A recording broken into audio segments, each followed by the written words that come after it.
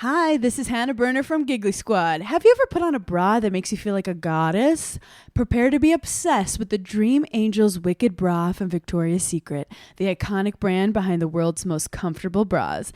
And I only wear the most comfortable bras. The bestseller features an innovative sling for perfect lift without padding, and the fit is chef's kiss. Awaken your inner goddess with new colors and super femme lace embroidery. Find out why this bra has thousands of 5-star reviews and counting. Shop it in stores and online at victoriassecret.com. This message comes from Jackson. Taxes aren't something you can only think about once a year. With investments, planning for tax day is year-round. Fortunately, Jackson offers tax-efficient products. Visit jackson.com for more information on how our products can make your tax bill a little bit less painful. Jackson is short for Jackson Financial Incorporated, Jackson National Life Insurance Company, Lansing, Michigan, and Jackson National Life Insurance Company of New York, Purchase, New York. Acast powers the world's best podcasts. Here's a show that we recommend. Hey, it's Christy. And I'm Kelly. You might remember us as the OG partners in crime from Dance Moms. Well, this is Back to the Bar, the podcast where we drag out every insane, chaotic, and iconic moment from the show. We're spilling the tea, calling out all the BS, and sharing stuff you definitely didn't see on TV. New episodes drop every week, and yes, we're laughing through the trauma. For once. Follow, grab a drink, and join us as we go back to the bar. Acast helps creators launch, grow, and monetize their podcasts everywhere. Acast.com. Hello, everyone, and welcome back to the Psych Legal Pop Podcast. This is a podcast where we talk about popular culture through the lens of an attorney and a therapist. I'm Tess Brigham. I'm the therapist. And I'm Brooke Brigham. I'm the attorney. And today we have a jam-packed episode. Mm-hmm. We are covering Sister Wives, Season 20, Episode 6, Kissing Another Man's Wife, which we'll get into. Episode 5? I thought it was Episode 5. Oh, maybe it is 5. Sorry, everybody. I'm way ahead of myself. Yeah, I think it's 5. 5. Apologies. Season 20, Episode 5. Just feels like it's been 6. Okay. Also, at the very end, I am going to talk about the, I don't know really what to call it, but like Janelle is now a life coach. And apparently she's been life coaching for a while. This is what she tells us. But I tuned in for her live second chapter. It's that second chapter coaching in her live. She's calling it workshop or seminar or whatever it is. But really, and I know these things, and I've actually done some of these things myself. It's a big giant marketing ploy to get people to buy something from you. And I'll tell all about my thoughts about it because I think there was good and bad in all of it. So yes, I'm going to talk about that. But before we dive into Sister Wives, let's talk about Special Forces. Because it was there was a little bit of Kody, a little bit, but not that much. But he was, of course, being awful to, why did they keep pairing him with Gia and Brianna? They keep pairing him with the youngest women. And he treats them like they're idiots. I don't know who decides. I guess the drill sergeants or whatever they're called must decide these things. But yeah, we saw a little bit more of Kody. There were a couple of challenges. There was one where he was paired with Gia and Brianna, and it was this thing where he was supposed to be the leader, I believe. They had this challenge where they had to get all these supplies. They had to go into this enemy territory zone. Yeah, there's these bombs going off, and they have to get these supplies and take them from one place to another, basically. So they're having to carry all of these heavy, they're like boxes, like trunks, like metal trunks and different things. And so, you're trying to do it as fast as you can and before these explosions go off and whatever. So, of course, Kody doesn't take into account anything they have to say. Yeah. He doesn't listen to them. He just, because they're trying to tell him, wait, we need to, and he's like, no, just go, just do it. He's barking at them and he won't listen to them, and they're struggling because he hasn't effectively like told them, this is what we're going to do. And this is how we're going to do it. And, he's just pushing them, and they're like, wait a minute. They're trying to catch their breath, and they're trying to like get a hold of what they're trying to carry. Yeah. Like they keep dropping it. And it's just a hectic scene because he's just like, shut up and go, kind of, I don't think he said shut up, but like that's his attitude. Like just go, go, go. And at the end of it, I can't remember if this was a pass fail thing or what it was, but it's all pass fail. Yeah. So I don't think they passed. And then there was another challenge where they were in pairs and they had to backwards dive off of this very high platform over water, and they had to do it perfectly in tandem. And so they had to communicate with each other about, okay, we're ready, set, go, whatever. So he was with Gia, and Gia was very calm, cool, and collected. She sort of took over this challenge, and but they still failed because he wasn't listening. Yeah, they didn't go off the platform at the same time, so it wasn't in tandem. You had to be perfectly in tandem, which is very hard. But. Yeah, I think the idea of it is that there's no hesitation. Right. Right, like go, and then both of you have to not hesitate. Right. So if one of you hesitates, then that. And she was the one giving the orders. It was like ready, and then they'd cross their arms, cross. They practiced it. She said, okay, this is what I'm going to do. I'm going to say this, and as soon as I say this, at the end of it, that's when we go. And I think, Kody was the one who hesitated because she was giving the orders. Because, God forbid he listened to her. So, it was all about Kody not listening to these young women.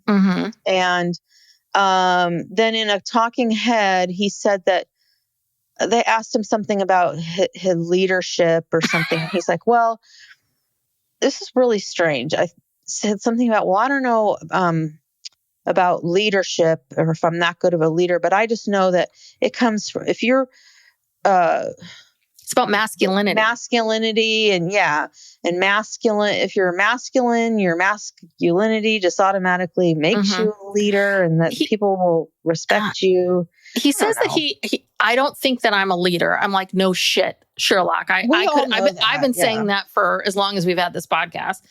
But then he gets into this whole thing about being a man. But like to him, being a masculine man is the most critical, important thing, ever in your life. So that is all you can be. That is the best thing to be. And can I just talk about the shirt he's wearing? He is wearing the shirt in these talking heads that I swear to God has never been in style ever. It's this royal blue, shiny silk, probably polyester blend shirt that is so weird looking. Do you not notice that? It is so odd. I'm like, where did he get this shirt from? And who said, okay, wear that? It's just, I don't know. It's ill fitting. For someone who's so vain. Noticed. Yeah. For someone who's so vain, some of his outfits are really, anyway, that shirt drives me nuts. Yeah, his personal style is not the greatest. But anyway. Yeah, the episode in general was a good episode. A lot happened. Like right up front, they asked, does anyone want to leave? Yes. And Ravi Patel, is that his name? Yeah. And Nick Young, they were out. And they really tried to get rid of that Janelle.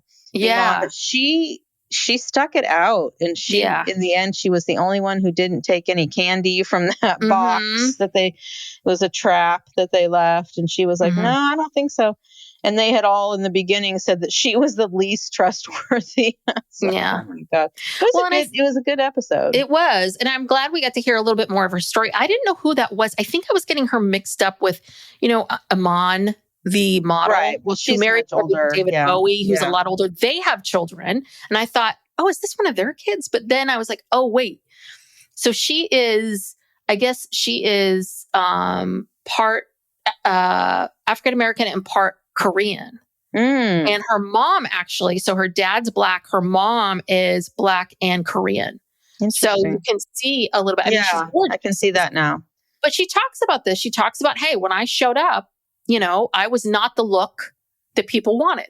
I wasn't that, and I've had to figure out, and we've covered enough documentaries about modeling in this show to know like that models are, not treated with any respect, and they're put in a lot of uncomfortable situations. Oh, that woman has seen men. Yeah, she's seen some things. And she said she started modeling at like 12 or 13. Yeah. She's now like 32. So she's been doing this for 20 years. So that she's seen some things, and she is street smart. Yep. And that's why she knew, what are you doing with that box? Like that. Don't touch that. Yeah. That's not yours. Yeah. So she is smart. I do think that the things that they're saying to her, though, they're right, which is, listen, the minute your mind decides you can't do it, you're not going to be able to do it. And that's absolutely true. Like, the mind is a huge part of this. But what bugs me about the show is, and maybe someone in the military can tell me I'm wrong, but the whole idea is they say, well, this is how we punish. We punish in Special Forces by humiliation. And I'm like, is that really how people learn? Like, we all know people don't learn or grow from react. that. Yeah. So why are we still subscribing? I mean, so I can understand in the military, there are certain things that it can't be what is typically human behavior. Like, it's different. It's a different, and I get that completely. But I would really love to know why they continue to do humiliation. Why is that still the quote unquote best punishment for someone? Well, they kept saying a lot in this episode that I think the reason behind it is that this is so important. You're talking about people living or dying. Yes. Your mistakes, your hesitation, your whatever could mean someone dies because of you. And it's really super critical. And that's not something that as a normal person we go around thinking all day long. So they have to put you into that mindset. And that seemed to be what, this episode was all about. But it's interesting. But then when they go into those, therapy sessions. Yes. With the drill sergeants, then it's, I like that. I like the balance of, we have this really intense training, but then, we can see, the human side of, I don't know. I love this show. Yeah. It's fascinating. I'll just keep watching it, whether Kody's in it or not. All right. But we have got to talk about Sister Wives, people, because it's the holidays and everybody's got that festive cheer. Oh, here. Yes. Well, gosh, Jen, I hope Jen's getting a big paycheck for being on this show, because she's basically Meri's partner now. Yeah. I mean, she has to do everything with Meri. Has to do everything with her, because who else would she talk to? No, I mean, I think Jen seems to be enjoying it, I guess. Yeah. But when are they going to move past? I don't know. We'll get into it, but so we start off at this place in Parowan, Dee Dee's Farmhouse Cafe. And it just looks like Christmas exploded in there. Yeah, it's one of those weird places, and I've eaten at a few of these places where you're like, is this a restaurant or a store? Yeah. Do you know what I mean? It's like a little bit of both, and you're kind of like, but the restaurant isn't quite set up the way a restaurant should be. But then you have all this stuff, but you got tables in the middle. It felt very uncomfortable. Very uncomfortable. I don't like those kinds of restaurants, because then what do you got, people like shopping behind you? It's just weird. There's all this Christmas merchandise. So yes. Yeah. And Meri mentions that Logan, texted her or whatever about getting her candy cane recipe. Because I'm going to tell you right now, Logan's like, well, I'm Daddy Logan, and I've got to take care of all of the West Coast kids. I've got to take care. And he's like, okay. So Logan's like, all right, I got to start the traditions. And he is probably sewing pajamas, right? Taking care of things. Can I borrow your sewing machine? Because I got to take over. I've seen Meri post pictures in Las Vegas with like Hunter and Logan. So they're obviously on good terms. So that's good. Yeah. But I just thought it was so funny. It was like, of course, Logan's gotta take care of business. That's right. So, yeah. And this is the other thing too, is poor Jen always has to ask about the family because she's got to ask these questions. And then they get into the whole thing about Coyote Pass and there's been no movement. And because Kody won't communicate. Yes. And yeah, Meri's upset that Christine's, and we just talked about this on our book club, Christine's section went to Kody and Robyn. There was never a conversation.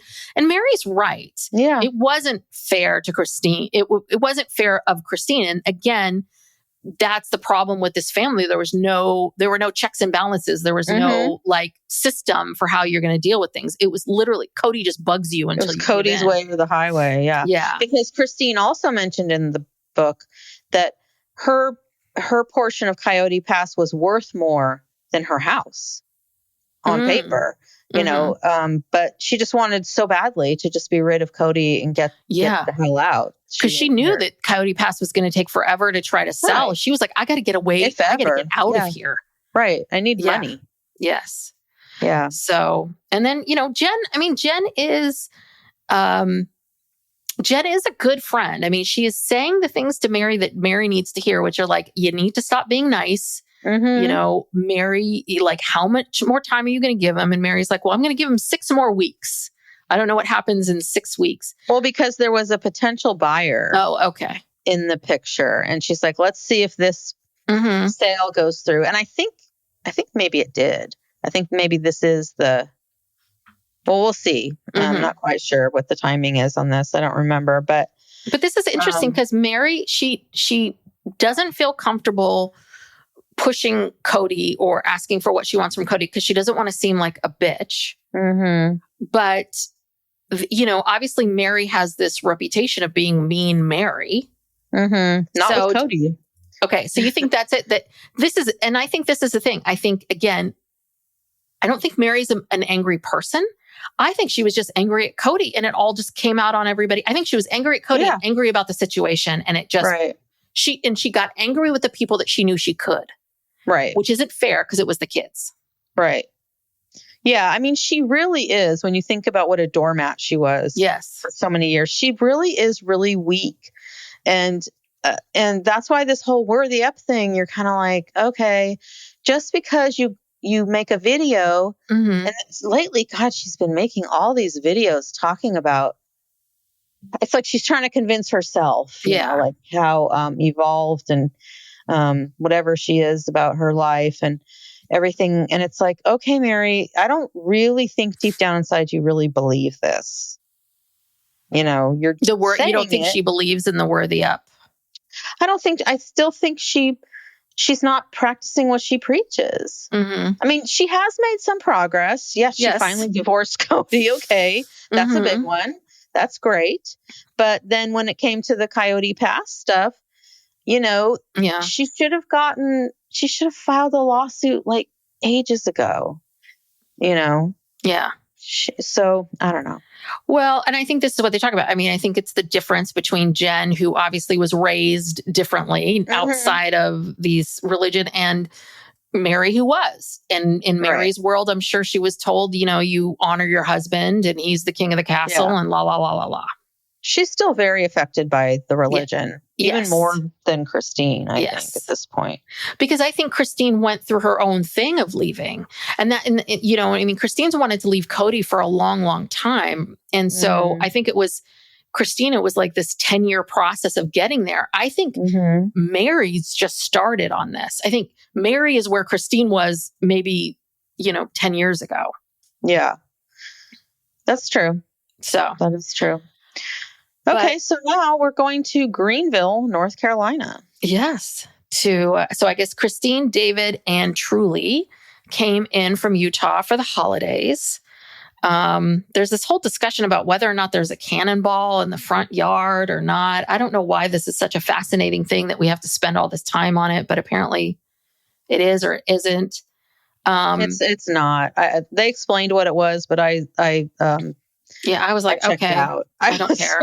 I don't care what this is. Let's get to the content. But yeah, this is a pre-holiday gathering. Yes. Because of course everyone's got their own families and stuff now. And So they have to get together before.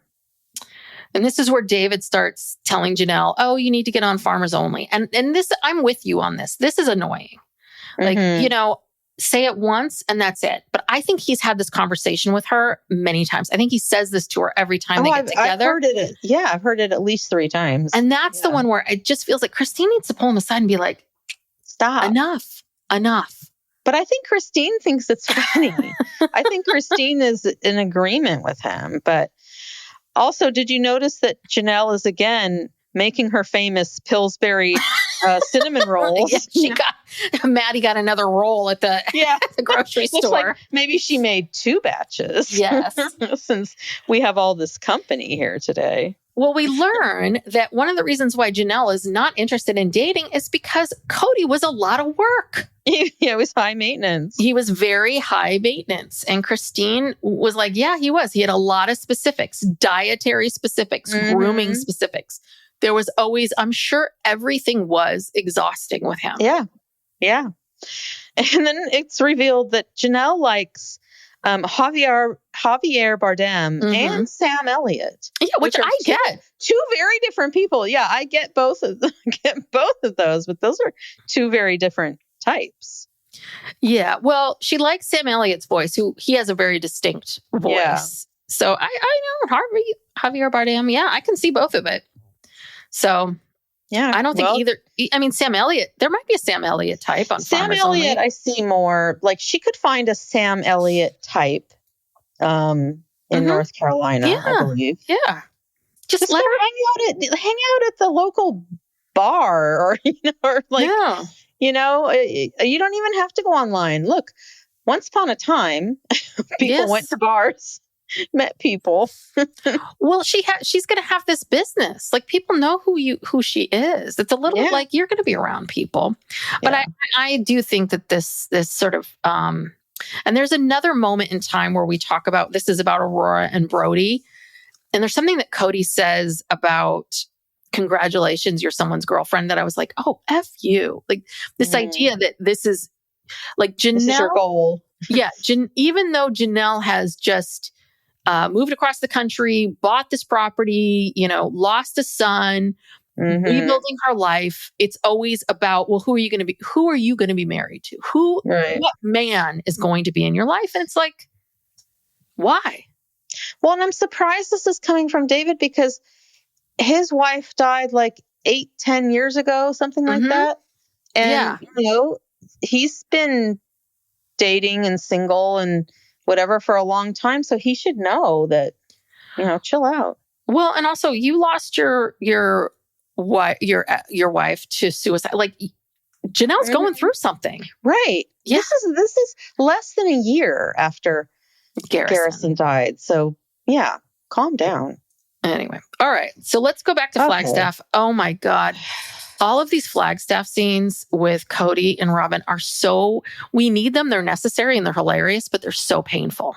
So painful to watch. Really painful. Well, we meet them in their new house in one of their garages. Yes. They make comment that Kody says, "Where's my drums?" So what, he's in a band now? He's playing drums? Yeah, of course. Kody probably spent $2,000 on drums that he probably never played. Yeah. Oh, well, they're in the other garage. Yes. The second garage. That garage is huge. The garage is huge. It looks like about you could fit easily four like trucks in there. Yes. But there's no room for a car because it's filled with boxes, all those totes, like dozens and dozens of totes and tools, those expensive, you can have the Black & Decker or, whatever brand with the yellow and black, whatever that is, all these tools, and then shelving full of the totes and the boxes. They have so much shit. Yeah. Well, and then we learn all about how did Kody handle all these wives? And in the beginning, he used to, put everything in a bag and go from wife to wife. And then he figured out, having sets of 4 would be great. But again, Robyn's acting like, well, now he has these sets of 4 and now we have 4 of everything. It's like, And Meri mentions this. She's like, Kody had been gradually taking stuff away from my house for years. So I'm sorry, there was nothing at Meri's. No. Like where, I find it hard to believe. So you kept all 4 of these, even though you were not at these women's homes. Like you never bothered to throw away the extra other, if you have 4 toothbrushes, you didn't think to throw one, it just seems odd to me. It's a lie. She's trying to downplay the fact that they have so much shit. And then they're talking about how they have a box for grandkids stuff. Yeah. Okay. And then Robyn, she's trying to be like too cool for school here. She tries to do a little Cabbage Patch dance or something. Yeah. Like, what is going on with her? Because she's been reading the comments and people are talking about like, what's up with Robyn? Why does she seem like she's medicated all the time? Well, and I think she's like, I should be fun. I'll be fun. They'll see my fun side. I'm a fun mom. Yeah. Look at me. I'm a fun mom. Well, and talking about comments, this is sort of a little sidebar. If it's true that Robyn and Kody read the comments, I don't know how they are mentally like okay, because if people were saying the things about me that people say about Kody Brown's one of the most hated men in America, especially among a certain group. Okay, there's lots of people who don't even know who he is. Okay, but when you think about this sister, middle-aged white women hate him. All middle-aged white women know about Kody Brown. Okay, we are we're a club, we're a group, and just the stuff that is said about him, podcasts like ours, analyzing, it's everything and talking about this man.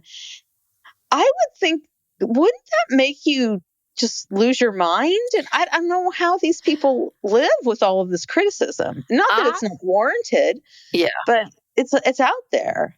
I think my guess would be I think Kody goes in waves. I think he goes through periods of time where he will read the comments and get into it and dig into it. And then there's other times where he will, I think, just stay away from it. I don't think Robyn's reading the comments per se, but I think she's hearing it from Kody. Or, she could be up in the middle of the night scrolling through. I mean, listen, I do not read comments about myself. I hate reading comments. I hate, even I find all of this hard, even compliments. I find all of it difficult myself. So I don't get into any of that, but there are some people that really want to dig in. You always read our negative reviews. I mean, I just don't go on there to read them. I haven't done that in a very, very long time because, But you would do that. And why would you keep doing that? Why would you go back knowing? Well, because I'm thinking maybe there's something constructive in there. Okay. And there have been a couple of times where I'm like, yeah, okay, that's fair. It all depends on how the person presents it. Sometimes people can present some constructive criticism, but a lot of times it's just mean. Like when people are like, I can't with you two. I mean, that's mean. But if we get that a lot. Did we watch the same documentary? You're crazy. How could you think that? It just depends. It's all about it's all in the delivery. Yes. So then, okay. So now they're in the garage and Aurora comes strolling in. Yes. Easy breezy. And she says, hey guys, you know the guy that I'm dating? And Robyn's like, oh, Brody. Oh, cool, mom. She's like, yeah, he asked me to be his girlfriend. And she said, yes. And then the camera, this was so weird. The camera zoomed down to her crotch. I'm not even joking. I missed that. Literally zoomed to her crotch. And she had her hands kind of crossed and like over her crotch area. And I rewound it. I'm like, were they trying to show us some sort of ring on her finger? Oh, like a chastity or so, I don't know, any kind of ring. And then there was a scene later where they zoomed in on her hand. I'm like, what is going on here? Because I couldn't see a ring. But it was very deliberate. So maybe Interesting. there's I a didn't ring clock there. I that. don't know. I just couldn't see it. Yeah. And then I don't know. I stopped writing notes after that. Well, actually, then that happens where she announces like, okay, we're dating and I want to invite Brody over kind of thing. And then we have two scenes where we go back to Para One where Meri and Jen are filming themselves going to New York. So Meri's going to New York for the holidays because she has to be out there for something. We don't know what. So we see her. And they're wearing their Worthy Up sweatshirts. Oh, you're much more, you always pay attention to these things. I miss that too. But yeah, she gets into this whole thing about like, there's parts of myself that I'm discovering about myself, forgotten parts, these new things are emerging. And she's just talking about how, right.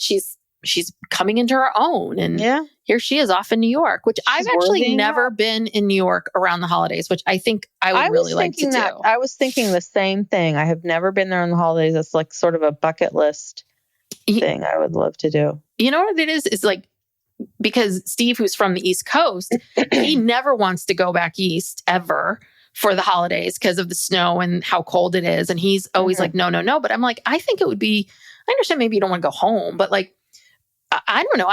They said it was cold and rainy, but I think that there might be I think it's part of the ambiance of being in New York during that time. Yeah. So I'd really like to do that at some point. Yeah. But I do get that, like, because I did that when I was in college. Flying back and forth in crappy weather is really not fun. Yeah. Flight delays. Yeah. So, and then we have to go to Greenville, where we see them decorating that tree that's outside. Oh, but wait, I want to say one thing about Meri said that there's single men that she might run into on the street in New York. Yeah. So she's prepared for that. Yeah. Well, she switched her dating app. Right. Yeah. She says whenever she travels, she switches her location. Oh, yeah. It's like, wow, Meri, you're yet you won't commit to some guy who's there in Utah who you met at the you won't even like go out on a date with him. I think she wants to see what's available to her. She wants to, she wants to window shop a little bit. So then we go Greenville, decorating Christmas trees. Then we get into this whole thing. I don't know why we need to talk about this again, about how Christine and Janelle are sister wives and sisters, and that she's part of this, they'll always be connected. And I was like, okay, we've been through this. We know this. So now she does. She talks. Yeah, we just talked about this because it was in her book, because that they became friends during COVID when basically Kody was out of the way because he wasn't able. He was hiding from COVID, even though he got COVID. He was hiding from COVID, so he wasn't there to like pit these women against each other. Yeah, and they just started talking on their own and like having their own. Developing their own relationship. Yeah. And I think it's also, it was around the time too that Christine decided, I'm not going to wait around for Kody anymore. And Janelle was already not waiting around for Kody. So I think that helped too, where both of them are like, who? Like, what do we care if he comes or not? Yeah. Right. So now we're back in Flagstaff. So we got to go back here. Back to the garage. Back to the garage. And we go through this whole thing of Cody's like, well, did he ask you to go steady or to be my girlfriend? I'm like, oh God. What year is this? The same Go thing. steady. Yeah. Go steady. That is the same thing as asking someone to be your girlfriend. But Kody Brown is a contemporary of ours. That is what our parents would say. Right. Go steady was never popular for Gen Xers. No, we would say, well, you'd say you were going with. Yeah. That meant you were like committed. But now, like what Aurora originally said is, she said the guy she's dating, and I think the kids say the guy I'm talking to first. Mm-hmm. And so you're talking to someone, then at some point the guy will decide, I'm going to ask you to be my girlfriend. It's actually a lot more formal than even like our thing where a guy would ask you to go with him. Mm-hmm. It was more like, hey, you want to go with me? And we're like, yeah, okay. Like now they do these whole productions of it. Like, yeah. And a lot of times men don't even tell you like how they see you. Like Steve never asked me to be his girlfriend, but then one day he referred to me as that. And I'm like, okay, I guess I am. All right. Yeah. Well, when you start talking every day and spending, Yeah. it becomes obvious. I don't know why you need to like say something. But So Aurora is 22 and she's never had a serious relationship that they're aware of. I just like to say that they're aware of. And this is where Kody Brown is trying to gaslight us. Kody Brown is trying to rewrite some stories here because he says, does he look at you with admiration? And she's like, huh? Adoration. Sorry. She says, huh? And Kody says, has Brody looked at you the way I've looked at your mother? Oh God, gag me. Which is so gross on so many levels. But it's a little bit of, this has been his agenda this entire season. Look how hot I am. Look how hot Robyn and I are for each other. Right. We just have been wanting to rip each other's clothes off for 15 years. We finally, can do this now. And here we are. And he has to keep, you didn't need to ask Aurora that question. That question was about you, Kody, and you making sure that you're people know that that's the way you look at Robyn so that you can feel special. Yeah. Well, did you do that with your other wives? Or, no. But that's the thing is that, again, it's all performative. It's all performative. Yeah. So then Aurora says that they're praying about the future. Yes. That's her response. They've been praying on it, what's going to happen. Yeah. Robyn, of course, wants Aurora to take her time because she doesn't want poor Aurora to do what she did, which is give away her get knocked up and then have to get married. Give away her purity. Mm-hmm. Okay. And this is where Kody says, well, congrats, you have a boyfriend. And I'm like, F you. This bugs me. Like this. So is this the first time you've ever said congrats to Aurora? Like you got a man.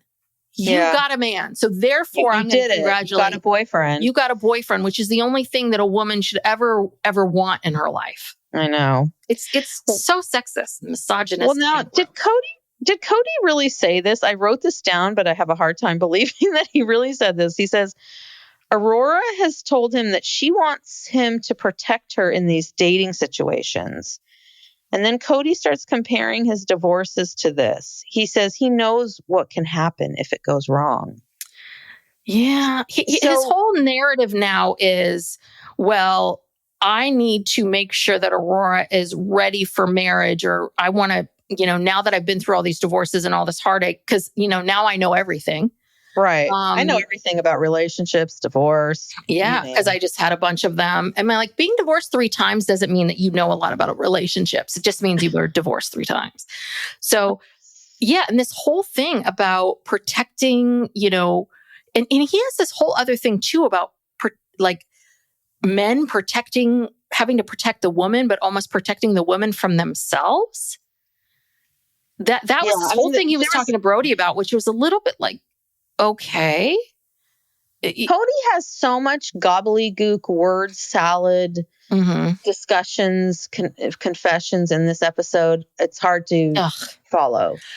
And after he'll ask a question, he'll be like, oh, that made no sense. It's like, yeah, it didn't make a lot of sense. Now you know how we feel. We're trying to figure out what are you trying to say? But that's what I'm saying. That's why it's performative. You are talking to talk. You are talking to fill the air, and you're talking about yourself and your own wacky theories. And again, I think that when you're the preacher of your family and you get to do Sunday sermon, I think you can come up with these crazy, wackadoo things. But I'm going to tell you right now, if I talk to my clients about in this way, well, this is what this means. And then it's like, it's so makes no sense. You haven't thought through anything that's coming out of your mouth. It's just coming out. And then he realizes, oh, I've just said all that. Anyway. Yeah. And he doesn't even know what he just said. Yeah. So we got to go back to Greenville because they're making and decorating cookies.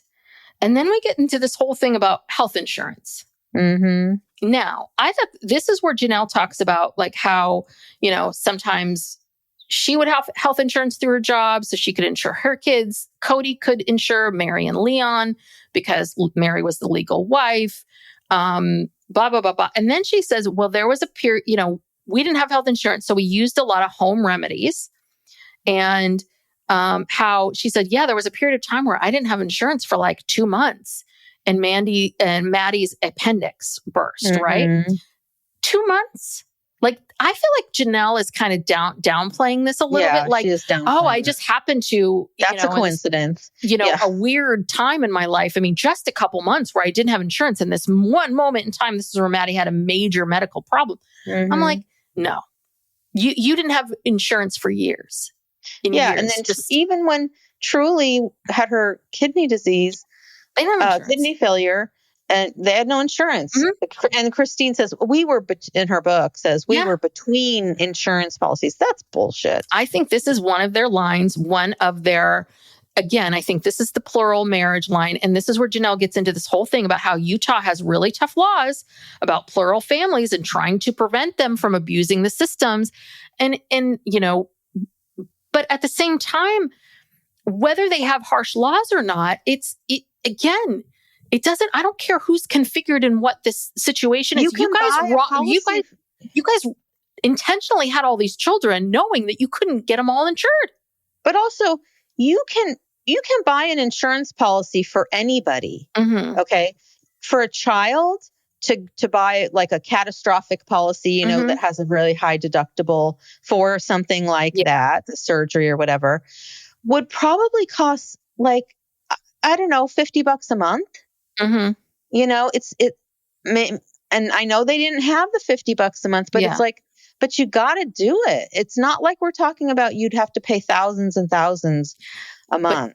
Times still, 12, times 13. 50 times 13. It does add up, but I'm sorry. That's a priority. That's a priority over a Lexus convertible. Yeah, I was just going to say, whatever the Lexus convertible payments were every month was that health insurance. Yeah, sure. Absolutely. That's what it was. So absolutely. But this rewriting of like, just 2 months. I'm like, oh, shut up. It was longer than that.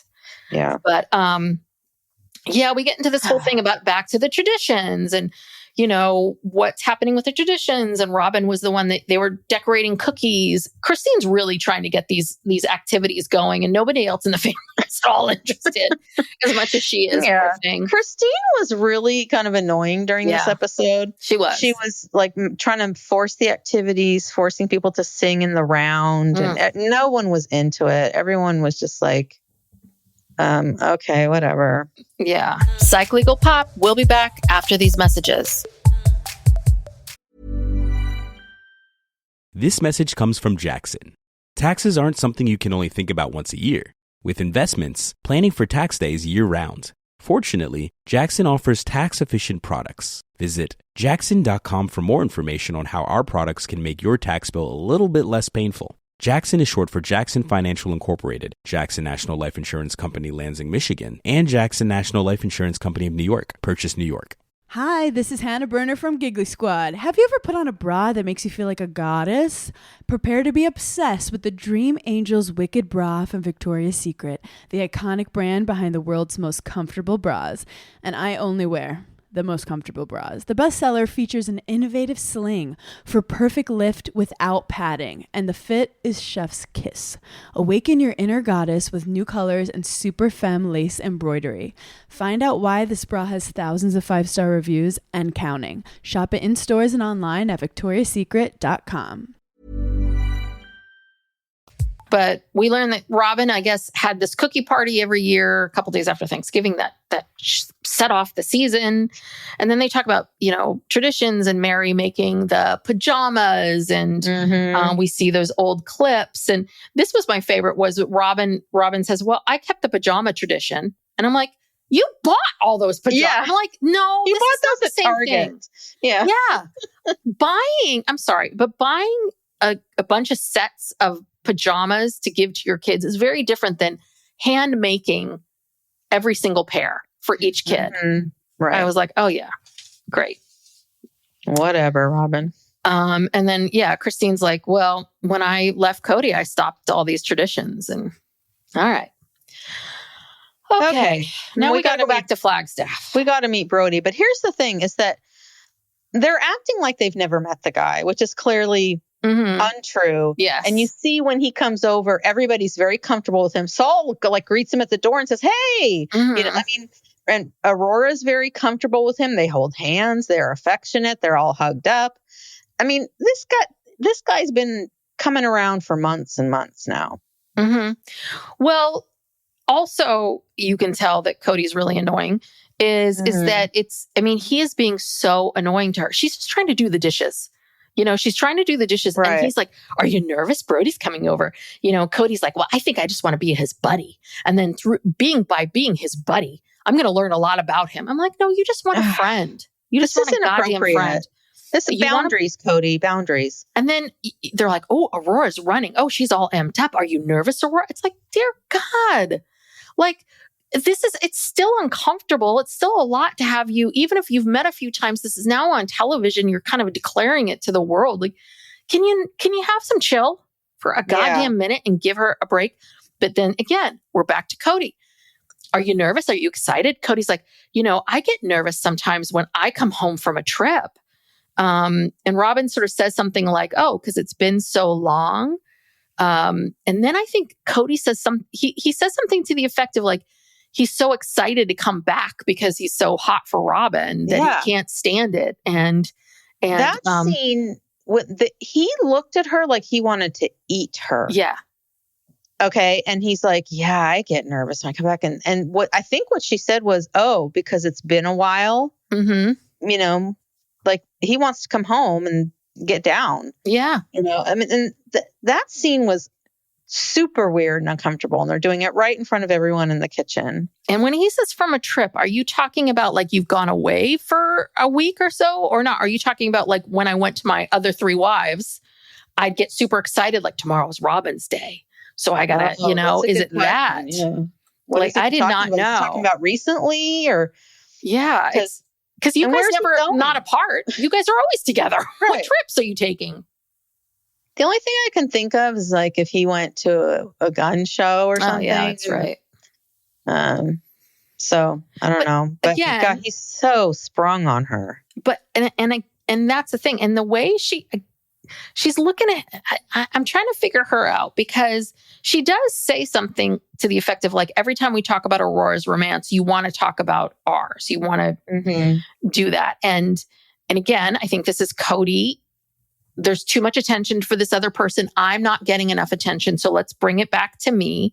But I also wonder about Robyn of, are you acting like this because you find you're uncomfortable? Are you acting like this because this is just new and you aren't allowed to show affection to him? Are you acting like this because you're really annoyed by him? Because to me, I get this. She just seems very like, "Oh God, will this guy shut up? Like, stop." I think it's an act for the camera. I think on camera, she tries to look like this long-suffering, loyal wife. She does not feel comfortable being flirty with him. This is the most flirty in this episode she's ever been. And and it really wasn't much. Painful. Yeah. Yeah. It wasn't a lot. And she's so hyper aware. She's not being herself. Yeah. Neither one of them are, you know, I mean, he can't help himself. His true nature always comes out, but it's so performative. All of this. The whole thing was gross. So performative. So finally Brody's here, but whoa, wait, we got to go to New York because Meri and Jen are still filming themselves all over the city. We don't want to miss anything at the Winter Wonderland. I was like, what is this place that they found? Yeah, I guess it's some kind of like, and then she wanted to go ice skating, but she can really get into this ball pit. And then they're laughing. I mean, I'm sorry, saying balls over and over again is not funny. It's not a joke. It's not funny. Balls. It's like, that's something, like 13-year-old boys would like be joking about. Yeah. And even 13-year-old boys, I think, wouldn't even be joking about it. I think they'd be even a little more sophisticated. Yeah.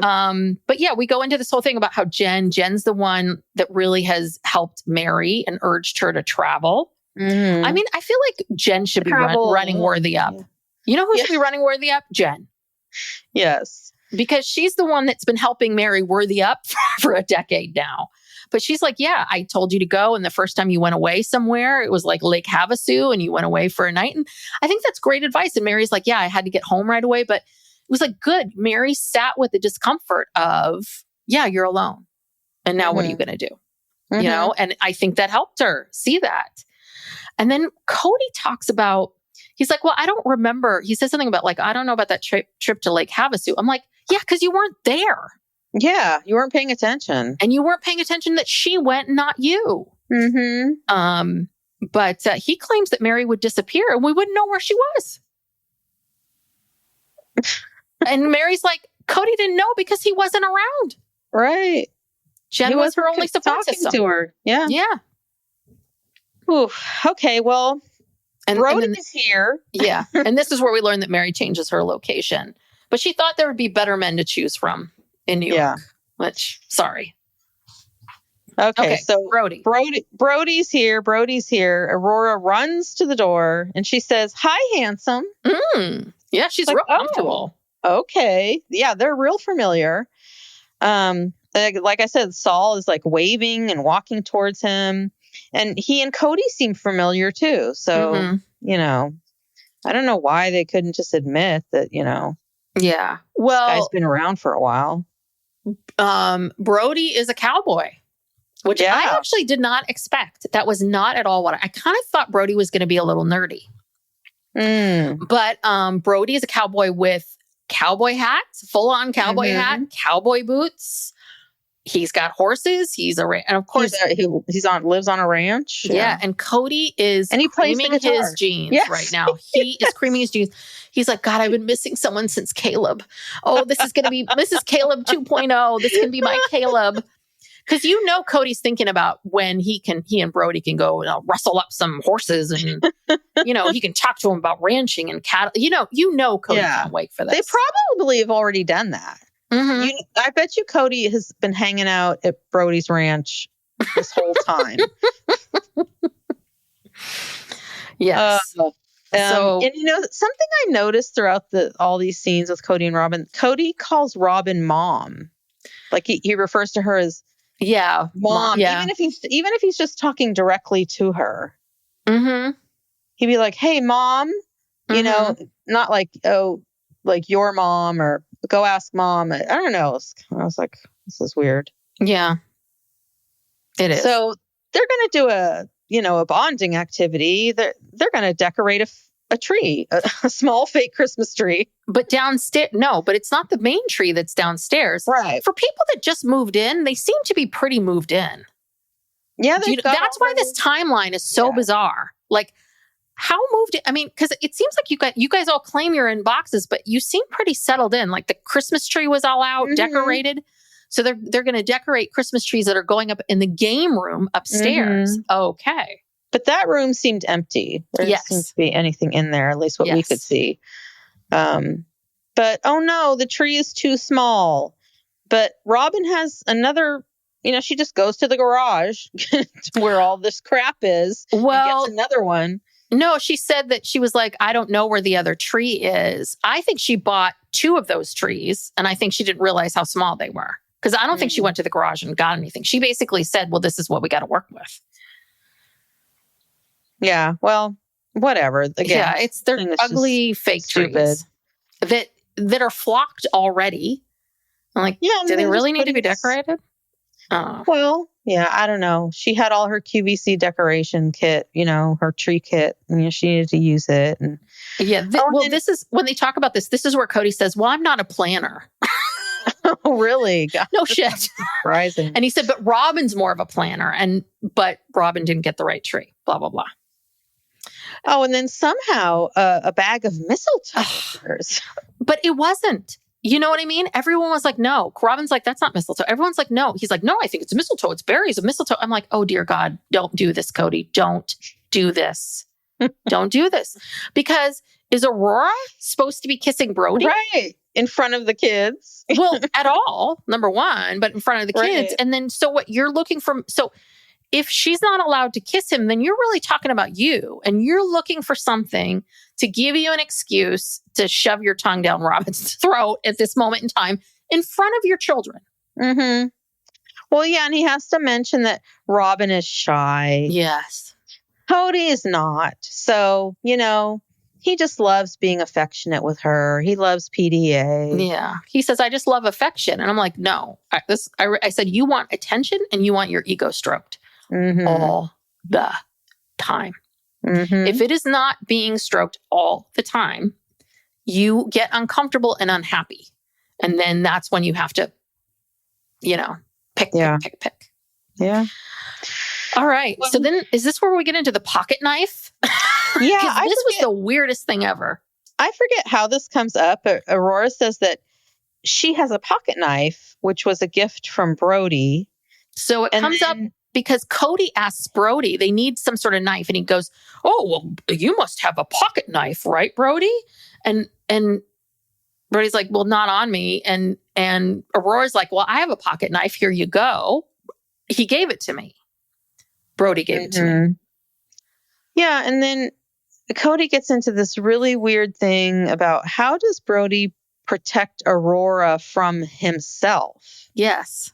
And then Kody says, when you're just dating, you're kissing another man's wife until she's your wife.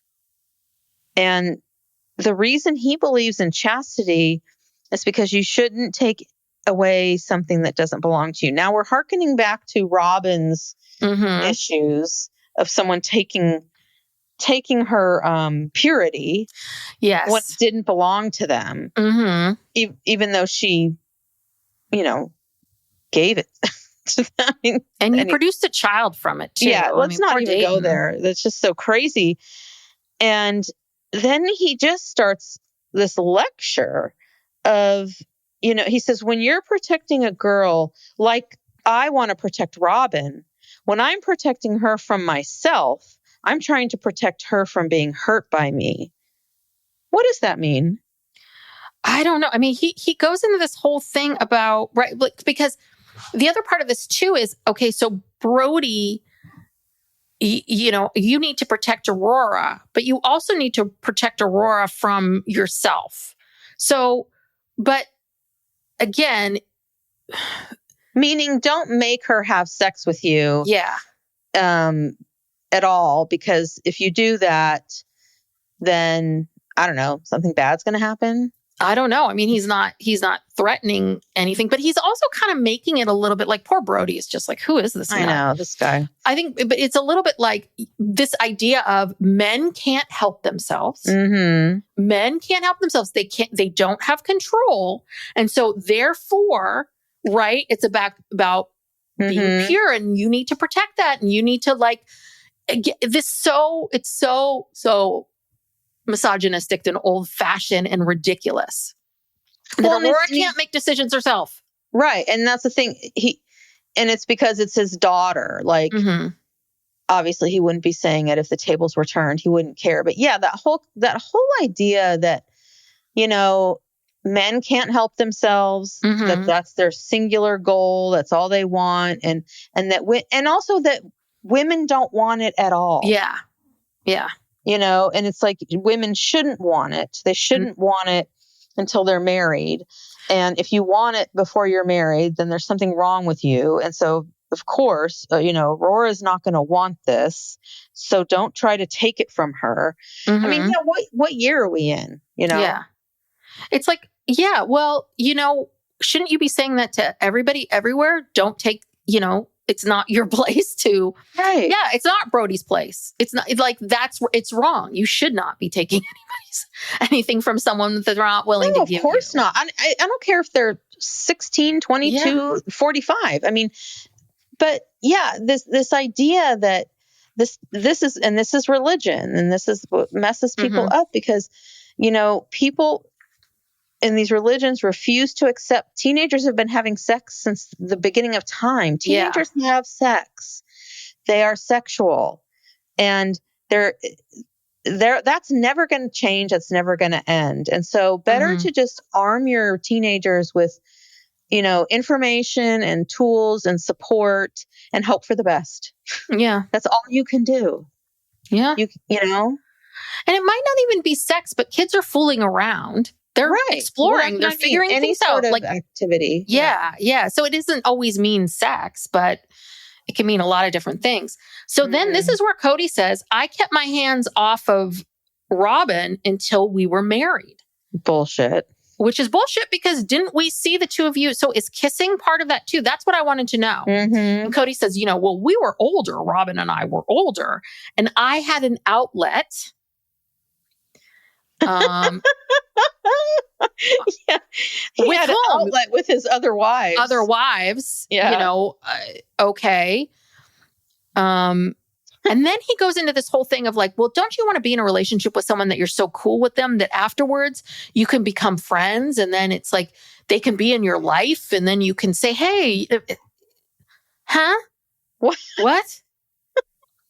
Well, shouldn't you be friends before you get married? What is he talking about? Well, but this is the other thing too, is people might break up and you were always friends, but then you break up and you're like, well, I guess we're not going to still be friends. There's certain people that you just like you dated that you just aren't going to be friends with. Like, it's just the weirdest thing. But he starts going down a rabbit hole of something that you're like, you don't even know where you're going and where it's coming from.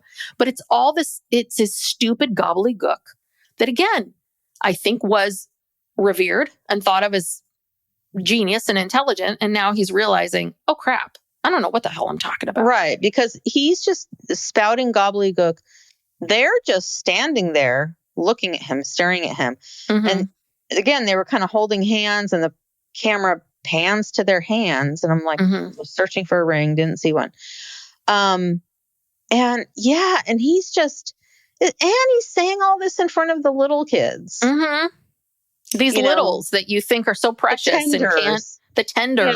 Yeah. You're talking about sex basically in front of the tenders. I don't know where Brianna was. I think Brianna's like, I got to get out of here. Brianna's going the way of Dayton. She's like, I can't anymore. She's like, Dayton, where do you live? I got to get there. I know this house is huge, but I can't with these people anymore. What room are you staying in? Can I please come stay with you? Yeah. I mean, this was just painful to watch. Oh, all of it was. Well, and then Kody gets into this whole thing about how he was less discriminating with Tony, with Mitch, with Caleb. I'm like, bullshit. What? Discriminating. You love Caleb. You loved Caleb until Caleb saw right through you. You used to love Caleb. What do you mean discern? You loved Caleb. Less discriminating, meaning like they were somehow, he didn't care about their quality. Yeah. That he cares about the quality of man that Aurora is going to be with. He didn't really care so much what the quality of the husband for McKelty or Maddie. Well, and he claims it's because this is a different story because, I mean, I've been through all these divorces and Robyn's been through a divorce and, because he's so wise now that he's had all these divorces, he's so wise about relationships. He's so smart about relationships that he knows now that you really should, vet the person that you're going to marry. It's like, okay, wow, what a concept, what an idea. I'm like, no, but I mean, that's the thing. It's a little bit like what he really needed to say was, I realize now that you need to really know someone for a bit of time before you marry them. And when it came to Mitch and Tony and Caleb, that all happened really fast. And looking back, maybe I should have said something or or had a thought. But again, none of these women were consulting him about these men. Like Aspen, none of these three of his daughters talked to him at all. And said, they just said, I'm getting married. Peace out. Yeah. So. Let's see. Then Robyn invites Brody for Christmas. Yes. And then Kody says, hey, mommy, you want to spend Christmas with a special guy? Because I think you're a special girl. And then this is weird. Saul pushes his way in and says, I'm that guy now. Ooh. Oh, this family is really, you guys need to get out more. What is the Freudian meaning? Yes. Well, Brody's the first one, I think. He's the one that said, oh, it's a special day with my special girl. And that's when Kody's like, turns to Robyn, do you want a special day with a special girl? It's mommy. Yeah. Can you let her have this moment? Right. Do you know what I mean? Like, this is what I kept thinking was like, here's this guy and she's 22 and she met this guy and she really likes him. He seems to be a good guy and he really likes her. He's doing all the things that you want him to do. He says, I'd like to spend the special day with a special girl. Why can't she have this moment? That's what I kept thinking. Like, let her have a moment. But no, Kody cannot let anyone have a moment. No. And in fact, he's in competition now with Aurora. Yes. Now you're in competition with these two people. Right. You're in competition with your daughter and her boyfriend. You want to show everyone that your relationship with Robyn is just as cute and special and hot and hot and heavy. Yeah. I mean, it's like, this is disgusting. This is really, yeah.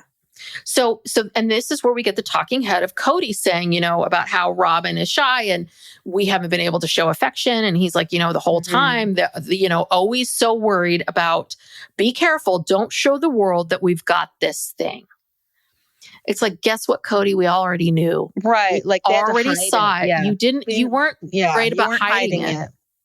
You weren't. And Sorry, but this is also performative. This is also part of, because you have to then remind us, I was so hot and heavy for this woman.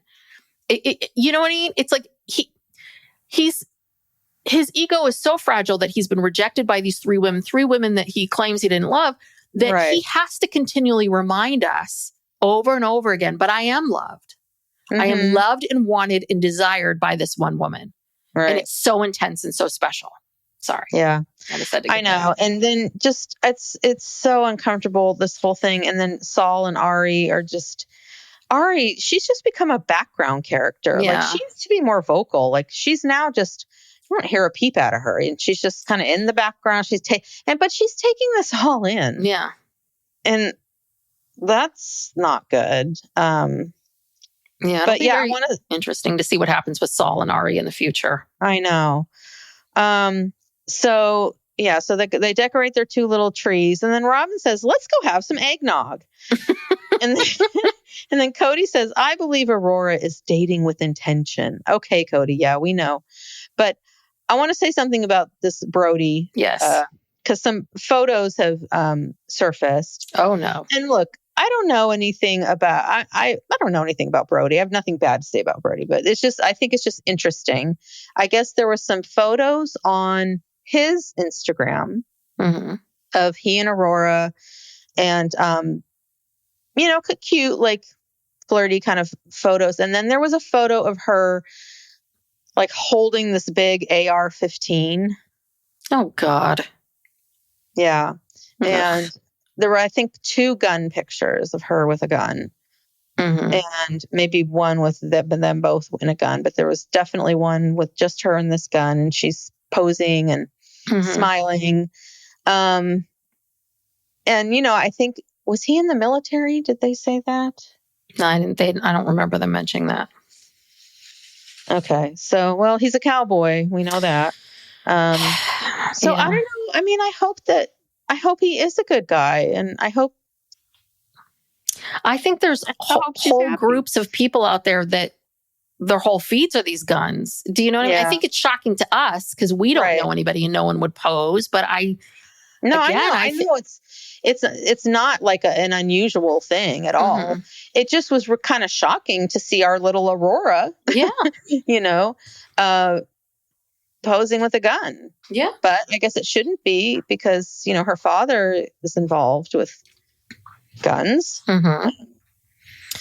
Yes. And, there is a whole like gun culture, but we'll see. Yeah. Then we go back to Greenville where Christine's trying to get everyone to do a round robin. That would have annoyed me to no end. I'm with Janelle on this. Like, I don't want to sing. And so then at the end, we see everybody. So yeah, everybody's in their own little group. So Christine, like and the David, Brady Bunch. Yeah, like Kody and Robyn and Robyn, Kody, Meri and Jen, her partner, and then Janelle by herself. And they're all supposed to be singing and merry and it's the holidays and throwing like fake snow up in the air. Yeah, and they've got like Santa hats and different like Christmas stuff on. Yeah, it was a little weird. That was very weird. It was very corny. and never been done on this show before. And so I don't know. That was weird. Ooh, all right. What an episode. Okay. So I'm going to talk about Janelle's thing now. Oh, do you want to do the next time on? Oh, yeah. Do the next time on. Sorry. Okay. So Kody says we're going to close on Coyote Pass soon. So I guess that was the sale that Meri was referring to. And then, of course, Jen is asking Meri, does your money from the sale go through Kody's hands? And she says, it better not. And then Kody has a Zoom with Janelle and Meri. Yeah. And I think both of them are just like, hey, what's up? And he's like, why aren't you two, he's upset that they're not like, ooh, Kody, hi, how are you? Like so excited to see him. Right. Let's see. And then Christine asks David, would he ever hang out with Kody? And David's like, sure. And then Kody says, he got an email from an interested potential sister wife. Again. Whatever. This is like... You wish. Yeah. Okay. All right. So let's hear about Janelle's yes. So second chapter. Yes. So Janelle has been doing a series. I mean, I don't know how many more she's doing, but I guess this is the second one she's done of these half-hour workshops for, and they're all live, which I think is smart. They're not taped. So I think it is smart for her to do them live because it really does it forced me. Like I had to show up on time and be there. And I just want to say off the bat, like Janelle's a much better coach than Meri is. Like she is warm. She's inviting. She's very personable. Like you like her instantly. Like if I didn't know who she was and she was just someone who was doing this coaching, I liked her instantly. She was very kind. She tells us that she has been coaching for nearly a decade, that she's got, she's certified health coach, and that she has, she got her life coaching certificate from the Coach Firm. I don't know what that is. And she's currently working on a trauma-informed certificate. Now, again, I'm not going to sit here and say that this isn't a lot, but I too have some of these certificates. It really is like to get a certificate from like UC Berkeley Extension, which I've gotten, it's like 6 classes. Do you know what I mean? It's a certificate. It's not a ton. So, but basically her whole thing is she goes into this whole thing about how this is the second chapter of her life. She's built this new chapter. It's not at all what she thought it was going to be. She's not here to talk about the show. So she does lay that out, talk about her family or the show. This is not a PR stunt. That this is about, she wants to help people find their confidence, and that she wants to help women rewrite the stories that hold them back. And so the other thing too is so I did this too at one point where there's this quote unquote formula of, if you want to sell a course, then the thing that you do is you do a webinar where there's a certain way in which you go down the list of things, where you go in and then you introduce what it is, and then you have to show what your expertise is. That's Janelle telling us about the coaching certificates. And then, you're going in and then you're telling people like what this is not. And then you're telling people who this is for so that they can visualize themselves. And then she followed that to a T. Like I was like, oh, you have this whole, like they had you do this. Yeah. So, and she goes into this whole thing. This is the formula. She wants to, are you a woman redefining yourself in this next chapter? This is your decade, but you don't know how to make it happen in your life. I want to share, and she wants to share what she can do for you. I'm like, great. So she then she says, what I can do for you. And this is the other thing about these webinars that drive me crazy is they tease this and they tease this and they tease this to the point where you're actually shooting yourself in the foot. Because if Janelle at that moment just jumped into it and gave me a lot of good information, I think I would feel a little differently. But it was like, well, this is not, what we're doing here, this isn't about a spa day. This is not about affirmations or platitudes, and we're now 12 minutes in. Like this is all we've gotten. And all the while she's sort of talking to people in the chat. She's like, oh, everybody put your cameras on and put, say where you're from in the chat and how old you are and all of these things. So I could see the chat rolling along. And these are some of the things that people wrote in the chat. One just left an abusive marriage after 24 years. Another woman has severe medical issues that are kind of make her bedbound. And then another person says, I'm estranged from my adult children. These are not second act things. No. I just want to say this. These are not coaching and life coaching things. And so this is the difference, is that kind of stuff would scare the crap. I'd be like, oh crap. Like that's the stuff. And it's like, she's just like, oh yeah, how could this all go wrong?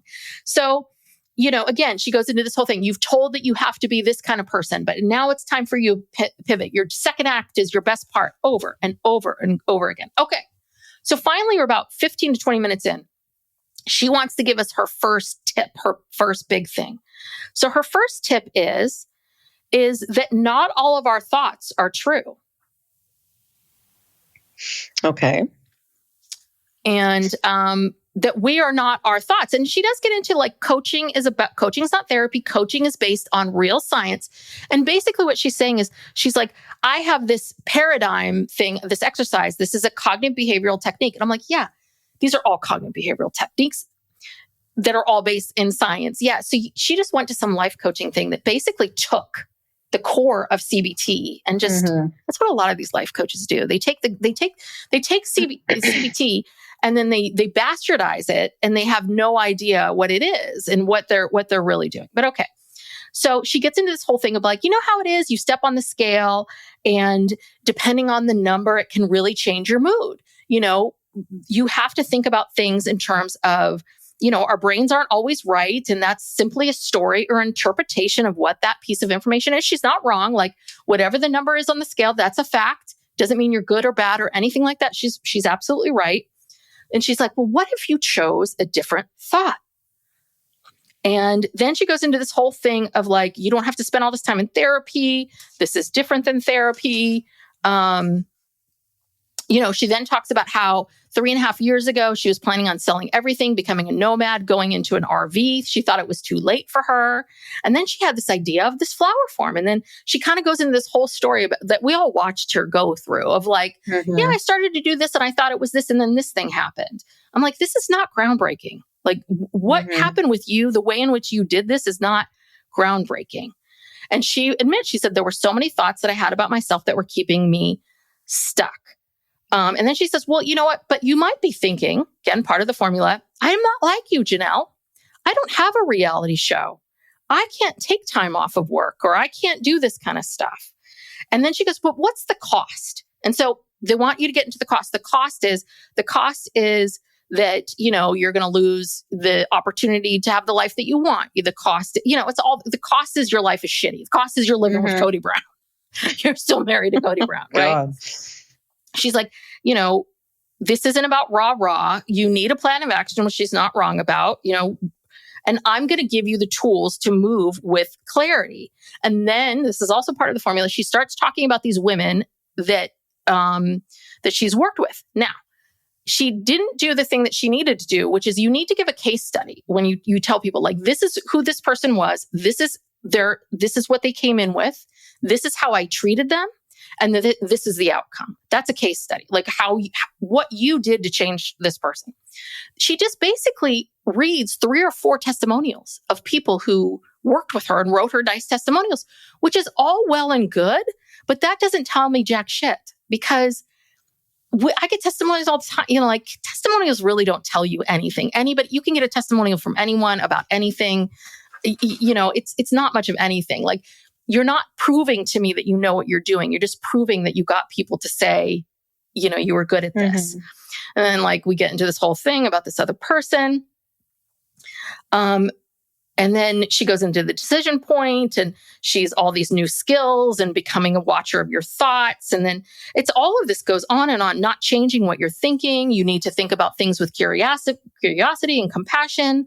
Imagine, and then she has everyone do this thing where close your eyes and imagine 1 week from today and you said yes to this offer and what would your life be like if it was, this thing, because she's got this system. She keeps talking about her system out of reactive mode. So her system is essentially what she's selling like a monthly, she's basically selling a community, an online community where you pay a certain amount of money every month to be part of her community. So for the second chapter basic, you get once a month, there'll be a workshop where she's going to teach you a skill. Once a month, there'll be a workbook. I don't know if that's part of the workshop. 2 live coaching calls a month, a private member podcast just for the private members. And then she's going to have a quarterly guest speaker. So normally you then have to tell people how much you normally would charge for this. Normally we would charge $400, but for this right now, you have to act now $97 a month, which I thought was not a bad price. I'll be honest, like less than $100. But what was interesting was then I started to see the chat, and all of a sudden people started dropping off. And a lot of the women that were there, they were like, oh, I knew there was going to be something there. I was like, yeah, what else did you think this was going to be? What do you think you're here for? What do you think Janelle's just going to sit here and try to tell you about how your thoughts, you don't have to believe all your thoughts? But I mean, I think that if you are someone who really has not done, if you are absolutely in your second act, you've hit this wall, you are someone who's really never done a lot of work on yourself and never really thought about these things before, I think this would be good. I think it would be good for you, but you're really going to have to do a lot of the work yourself. That's the other part about this is, yes, it's $97 a month, but yes, there's live coaching calls, but depending on how many people are in that group, you may not get coached. So you may never get any individual attention. That is possible. So yeah, because those coaching calls, there could be hundreds of people on the call. Yeah. So it's not like a one-on-one thing. The podcast isn't individualized. The guest speaker is not individualized. The workshop is not, there's nothing that's really individualized to you. So it means that you're really going to have to do a lot of the work yourself, really stay on it, do all the things that she's telling you about. Because the 2 big things that she talked about was how all of your, not all of your thoughts are true. And then the other one was about how, you need to become a watcher of your thoughts. You need to start to notice what you're thinking. And technically she got those backwards, I just want to say. So first you have to notice your thoughts, because you can't change your thoughts until you notice them. But I just want to say, this is kind of what I assess for in the first 20 minutes every time I meet somebody. Like, how aware are you of your thoughts? Are you, and then how do you then think about and speak about your thoughts? It's again, if you've never done any of this might be groundbreaking, but to me, it felt really like, okay, not that groundbreaking. I also think in my mind, there's a credibility issue here because I find it shocking that she's been a certified coach for 10 years because we've watched her life on TV and she hasn't always made the best decisions. And she did leave Kody, but Kody had kind of already left her, because she was rolling along with him for years. Yeah. Being kind of content with crumbs. And it was because he made her choose between him and her children. That was the final straw. Yeah. So, okay, that just kind of happened to you. Yes. That wasn't something proactive that you decided, you know what? I'm going to leave Kody because I am tired of being treated like this. That's not what happened. Then she had a series of things, with the living in the RV and like kind of some weird things. And she was struggling. But for having Maddie in North Carolina, who's very well established and, she had a place where she could go and live, she moved in with her. Yeah. And this Tata Farms thing, it's yet to be seen. Okay. It's yet to be realized. And, we'll see what happens with it. But so far, all she's done is made t-shirts, with her funny sayings on them or whatever, and sold those. And so I would normally, if you're trying to sell a program like this, or you got to sell yourself, you got to be like, look at what I've accomplished. And this is how I accomplished it.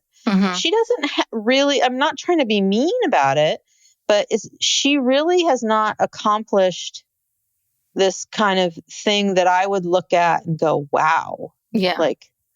And that's, that's the part that's hard is that you can help people and your life can be a mess. There's a lot of therapists out there that lives are messes and, and they do really good work. This is the thing is that there's sort of there's either the people that study this and do this for a living, Or there are these people that come along, and I've talked about this before, where they have oh, I'm in the public eye. I have a platform. I've been getting these certificates. I can meld that over into this. I think that's the thing about Janelle and Meri. It just feels very opportunistic. It's nothing having to do with anything that felt natural. Now, Janelle's trying to sell us on the fact that I've been doing this for 10 years. But it's like, okay, so if you've been doing this 10 years, how did you get to this place where financially this man is really taking advantage of you? Why didn't you ever, there are some things that have come out, Janelle, that are very surprising. So if she had maybe addressed some of these things and explained, what that is. Yeah. Why didn't you speak up about the money? If you knew that all this money was going to Kody and Robyn, you said nothing. Yeah. Let's start there. I mean, there's a lot of things. And and I just think that this is going to be super basic, and I think it's going, but again, I am not her target audience. I am not that this isn't for me. I'm around this age, but I am not her target audience. So again, I think she's very warm. These are true concepts that she's talking about. If it is all rooted in CBT, if this is what everything is based on, then it is rooted in science. But the problem is this, and this is the problem that we keep getting into, is there's a big difference between studying these things and doing this a little bit over here with this person and that person and actually doing the work. That's why therapists get so bent out of shape about all these coaches coming up, because we were required to do hour upon hour upon hour. It took me 10 years. Now, I had a child in between. I took time off, but it took me 10 years to do everything that I needed to do to become a licensed therapist. And so that's the part about it that just makes us all the Jay Shettys and the Mel Robbins of the world. Like, this is what makes us all crazy, is that these people wake up, they steal other people's material, not based on what you know. And so that's the other part of it too, is what if someone comes with a real issue, Janelle? How are you going to handle this? Like, that's that. I just don't trust that she knows what to do with someone who just left a long-term an abusive marriage. Yeah. And I hope she says to that person, maybe you need to go find a therapist. Right. This is not the place for you. Yeah, this is not the place. I mean, it's a good concept because, I'm in this place right now in my life where it's a transition. And I'm like, okay, what am I going to do for the next 10, 20 years? And so, there's an audience for this kind of stuff. But this is the other part of it too, is you don't need to, again, it's back to, because I'm going through a second chapter, this is what I'm going to teach, or this is what I should teach. It's like, but you're still going through your second chapter. Right. Also, and a lot of times I'll see therapists that they will do this work when they've gone through it. And it's like, well, they've been doing this for 30 years. Like, they've seen all these chapters. They've been here. Like, now they're doing this. Janelle actually is not through her second chapter at all. She's kind of just started it. She's only been doing this a couple of years. And this all happened to her. Right. In my book, True You, I talk about my own story about leaving Hollywood and then coming back here and finding a new career and going through quarter life crisis and all that. And again, I actually had to do all those things. I went through those things. I actually did them, got to the other side. So that's the other part of it too, is like, we don't know what the other side is for you yet, Janelle. And there is a difference between someone who actively says, you know what, I want a better life. This is not going to work for me. Like what Christine did. This isn't going to work for me. This is what I want. I'm going to rebuild. And someone who's like, oh crap, this RV is not going to work. Oh, wait a second. Maybe I'll move in with my daughter and get land. Yeah. Yeah. So, no, it's true. And just like with Meri and her, even having that platform, because, Meri was, I think she still is very successful with LuLaRoe. But when it came to that Worthy Up stuff, even though she has this huge base, to work from, that went nowhere. I mean, I think she's still trying to do something with it. But it's really not going anywhere. And so people have to look at you and think, oh, okay, I want what you have. That's, if you're selling them something, which she is, you have to people have to look at you and want what you have. Yeah. Period. When you're a health coach, people are looking, when you're a trainer, people are looking and they want your body. They want your abs. They want all of these things. Yeah, absolutely. I had one. Wow. Other How thought. long was this thing? It was longer than 30 minutes. She did get, I think there were 100, I wrote it down, 170 people that participated. Some people did drop off. And then once she came with the offer, a bunch of people dropped off. So again, I give her kudos. I could never get 170 people to show up to one of my things. And this is I think this is just my 2 cents. I think that the life coaching business in this world of these offers and the way in which things have been done, this jumped the shark 6 years ago. And so that's the other thing with Janelle. I'm like, Janelle, why are you doing this now? This is not the thing to be doing. Like, if you want to build this community, you're better off creating a podcast and building the podcast from there. Or you're better, there's so many other things that she should be doing if that's what you want to do and build a community. But she's going right to, well, I'm on this platform. I want to build this community, just like what Meri did. This, and again, I think some sort of business coach sold her on the fact you're on Sister Wives. You know how many people are going to want to sign up for this? They've been watching you. They love you. Like, I know this is how these business coaches have been talking. I don't think Janelle probably spent the money on a business coach, but she had a team of people. She did. Oh, and she has coaches underneath her too. Apparently that she's got some other coaches that are part of her team. And so that's the other one too. A lot of these, it did have, I was like, God, is this an MLM? Like, I really hope this is not an MLM that she's doing. So I don't know.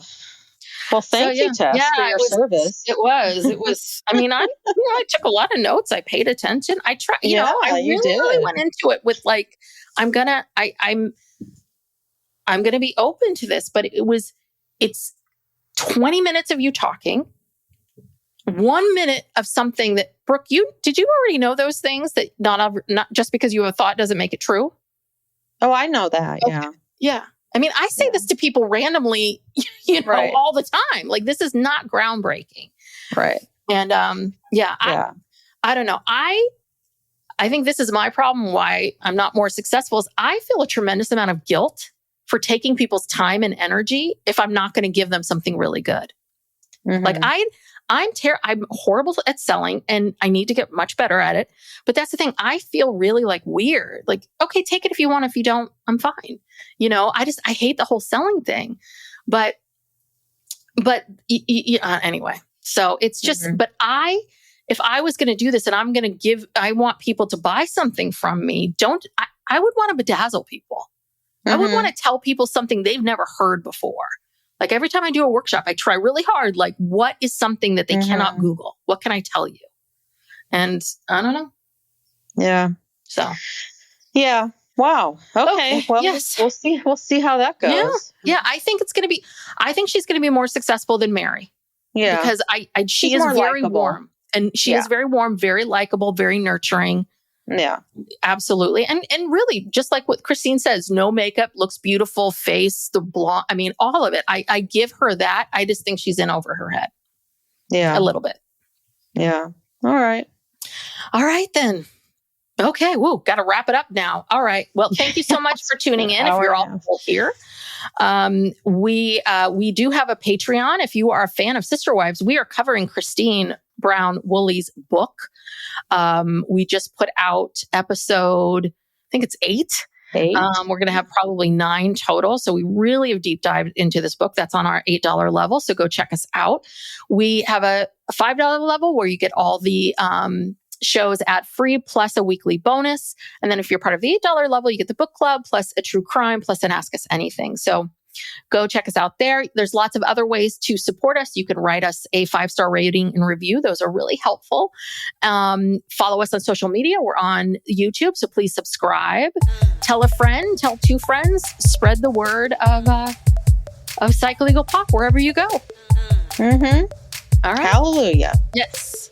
Thanks so much, everyone. Bye. Thank you. See you next time.